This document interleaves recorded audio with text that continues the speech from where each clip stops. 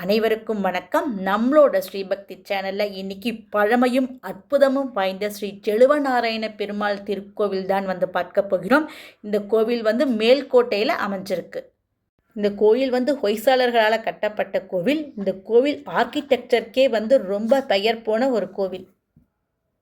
நம்ம முதல்ல இங்கே ஒரு மண்டபம் பார்க்குறோம். இது இலைப்பாறு மண்டபம். பக்தர்கள் இங்கே ரெஸ்ட் எடுத்துக்கிறதுக்கோசரமே அந்த காலத்தில் எவ்வளோ அழகாக கட்டியிருக்காங்க பாருங்கள். இதுக்கு மேலே எல்லாமே ரொம்ப அழகான சிற்ப வேலைப்பாடுகளும் பண்ணியிருக்காங்க. இங்கே எதிர்த்த மாதிரியே பார்க்குறோம் மணவாள மாமுனிகளுடைய சன்னதியும் அமைஞ்சிருக்கு. இந்த மேல்கோட்டையிலேயே குன்றின் மேல் அமைஞ்சிருக்கக்கூடிய யோக நரசிம்மர் கோயிலும் நம்மளோட ஸ்ரீபக்தி சேனல்லே போஸ்ட் பண்ணியிருக்கோம். அந்த வீடியோவும் கண்டிப்பாக பாருங்கள். அதோட லிங்க் நான் டிஸ்கிரிப்ஷன் பாக்ஸில் கொடுக்குறேன். இந்த கோவிலோடைய 3 நிலைகள் கொண்ட அற்புதமான கோபுர தரிசனத்தையும் நம்ம பார்க்கிறோம்.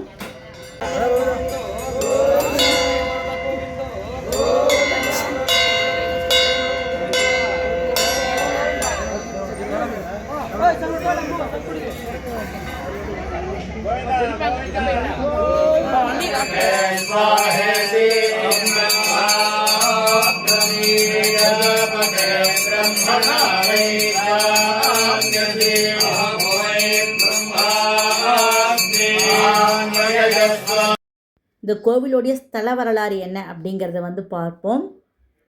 குலோத்துங்க சோழன் சைவத்து மேல் அதிக பற்று கொண்டு வைணவ திருத்தலங்கள் எல்லாத்தையுமே அழித்து கொண்டிருந்தார். இங்கே பார்க்கக்கூடிய கோவிந்தராஜ பெருமாள் கோயில் நம்ம தசாவதார படத்தில் பார்க்குற மாதிரி கடலில் தூக்கி போட்டுட்டார்.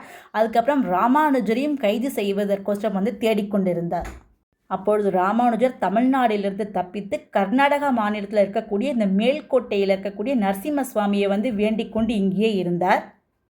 இந்த பகுதியை ஹொய்சாளர்கள் தான் ஆண்டுட்டு வந்தாங்க. ஹொய்சாளர்களே பெஸ்ட்டாக இருந்தவர் தான் ஸ்ரீ விஷ்ணுவர்தன மகாராஜா. அவர் ராமானுஜர்கிட்ட பெருமாளுடைய எல்லா தசாவதார கதைகளையும் கேட்டு பெருமாள் மேலே அதீத பக்தி கொண்டு ராமானுஜரும் விஷ்ணுவர்தனும் சேர்ந்து கட்டினது தான் இந்த செழுவநாராயண பெருமாள் திருக்கோவில். இந்த கோவிலை பார்த்து பெருமாள் கோஷம் கட்டியிருக்கார் விஷ்ணுவர்தன். ராமானுஜர் தமிழ்நாட்டிலிருந்து இங்கே மேல்கோட்டைக்கு வரும்போது தமிழ் ஐயங்கார்களும் ராமானுஜரோட நிறையா பேர் இங்கேயே செட்டில் ஆகிட்டாங்க. இன்னுமே இங்கே தமிழ் பலகைகள்லாம் நிறையா பார்க்கலாம். இங்கேயும் கோயிலுக்கு இப்பயும் தமிழ் ஐயங்கார்கள் தான் பெருமாளுக்கு பூஜை பண்ணி கொண்டும் இருக்கிறார்கள். நம்ம அடுத்ததாக பார்க்குறது ஸ்ரீ சக்கரத்தாழ்வார் சன்னதி. பக்கத்திலே அழகான இசை தூண்களையும் நம்ம இப்போ பார்க்க போகிறோம்.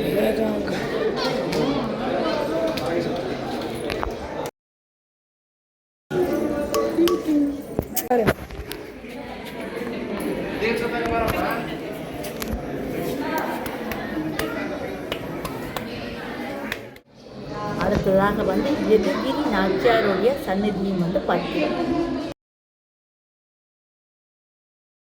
இரும்பிலே செய்யப்பட்டதோ அப்படின்னு சொல்லக்கூடிய ரொம்ப அதி அற்புதமான கல் தூண்கள் தான் பார்க்க போகிறோம்.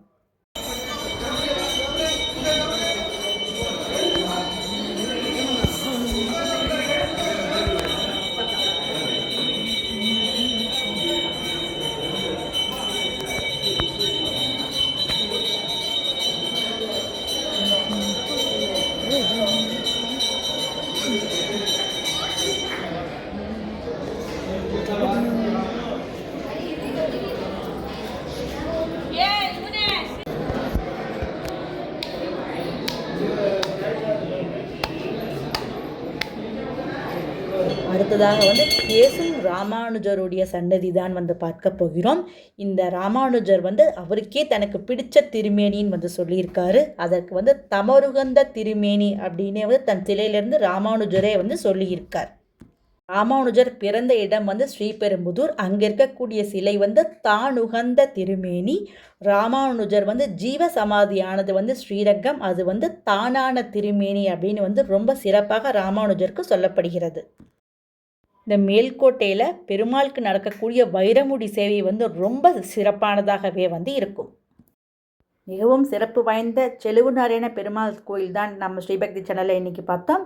நம்ம ஸ்ரீபக்தி சேனலை லைக் பண்ணி சப்ஸ்கிரைப் பண்ணுங்கள். உங்கள் ஃப்ரெண்ட்ஸ் அண்ட் ரிலேட்டிவ்ஸ்க்கு ஷேர் பண்ணுங்கள். இந்த வீடியோ பார்த்த அனைவருக்கும் மிக்க நன்றி.